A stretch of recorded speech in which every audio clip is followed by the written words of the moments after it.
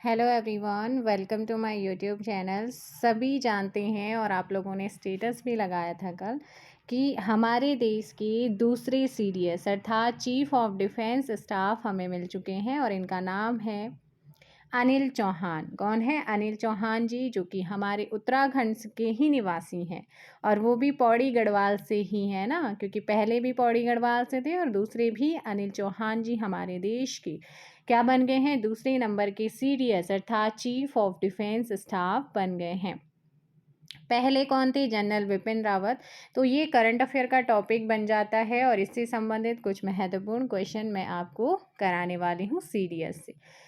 CDS देखिएगा, पहले तो जान लेते हैं करंट अफेयर का कि हमारे हाल ही में सीडीएस कौन बने हैं? अनिल चौहान जी।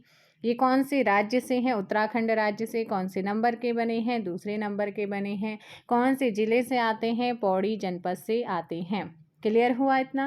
पहले कौन थे? जनरल विपिन रावत जी थे। अनिल चौहान जी का जन्म पौड़ी गढ़वाल में हुआ है 18 मई 1961 को।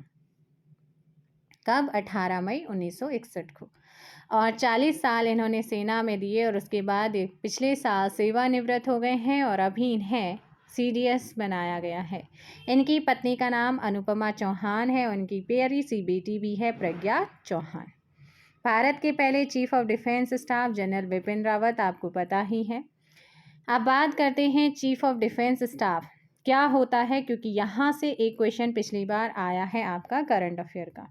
तो देखिएगा, चीफ ऑफ डिफेंस स्टाफ तीनों सैन्य सेना यानी कि थल सेना, वायुसेना और हमारी नौसेना है ना, तो तीनों सैन्य सेनाओं के मामले में रक्षा मंत्री के प्रधान सैन्य सलाहकार के रूप में काम करते। क्वेश्चन ऐसे पूछा था कि जो सीडीएस होते हैं ये किसको जो है सलाहकार के रूप में किसके अधीन काम करते हैं? तो आपको याद रखना है, रक्षा मंत्री के प्रधान सैन्य सलाहकार के रूप में काम करते हैं तीनों सेनाओं के मामले में। चीफ ऑफ डिफेंस स्टाफ का गठन कब हुआ है? 1 जनवरी 2020 को इसका गठन होता है और केंद्र सरकार करती है। रक्षा मंत्रालय के 5वें विभाग के रूप में चीफ ऑफ डिफेंस स्टाफ का गठन 1 जनवरी 2020 को होता है। और हमारे ये जो आपका सीडीएस का पद होता है ये 4 स्टार जनरल ऑफिसर होता है।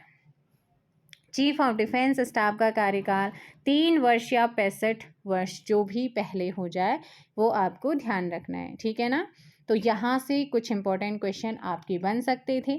और इसके अलावा चीफ आपका जो स्टाफ कमेटी को जो है ना, स्टाफ कमेटी के स्थायी अध्यक्ष की नियुक्ति की सिफारिश भी की थी एक नरेश चंद्र समिति ने 2012 में। अब बात करते हैं सेना प्रमुखों की। तो सेना प्रमुख की जो सेना निवृत्ति होती है वो 62 वर्ष या 3 वर्ष, जो भी पहले हो जाए। लेकिन सीडीएस की मैं बात करूं तो 3 वर्ष या 65 वर्ष, दोनों में से एक जो पहले हो जाए। अब बात करते हैं, हम बात कर रहे हैं आर्मी से रिलेटेड। तो यहाँ पर हम किसकी बात करते हैं? भारत के वर्तमान थल सेना प्रमुख, क्योंकि इनकी नियुक्ति अभी हाल ही में हुई है। मनोज पांडे वर्तमान में भारतीय थल सेना के प्रमुख हैं। अगर भारतीय थल सेना की मैं बात करूं, है ना, इसका गठन 1 अप्रैल 1895 को हुआ था। हेडक्वार्टर न्यू दिल्ली में है और थल सेना दिवस 15 जनवरी को मनाते हैं।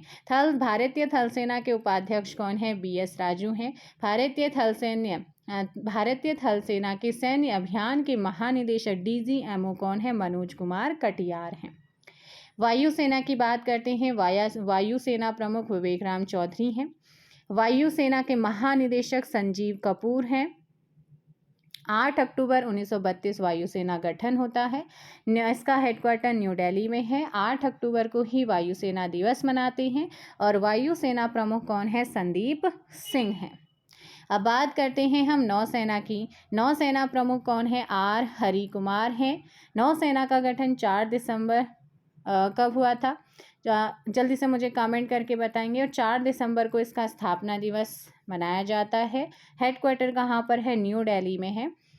और भारतीय सेना के नए deputy chief of army staff कौन है? चन्नीरा बंसी पोनप्पा। कौन है? चन्नीरा बंसी पोनप्पा क्या है बेटा? भारतीय सेना के नए deputy chief of army staff हैं। भारतीय तटरक्षक के 24वें महानिदेशक कौन बने हैं? वीरेंद्र सिंह पठानिया। अब आपके लिए क्वेश्चन ये है कि हमारी जो नौसेना है, नौसेना का गठन कब हुआ है? इसका आंसर आप कमेंट बॉक्स में बताइएगा। चलिए आज का इतना ही, ये आपका एक करंट अफेयर का टॉपिक है। Thank you very much.